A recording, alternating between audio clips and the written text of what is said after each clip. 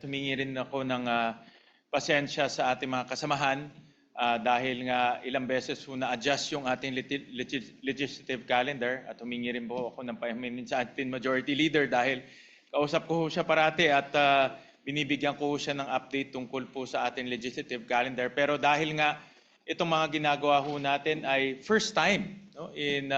our budget history, yung ating open BICAM, yung pag-print po ng enrolled copy, kinakailangan po ng mas mahabang oras po para ma-print, ma-reconcile, ma-proofread at masigurado ho natin yung ating aprubahan, lahat po ay nasa ayos. At yung ating mga staff po sa LBRMO, so totoo lang ho, hindi na ho natutulog ho yan para siguraduhin na maayos po yung ating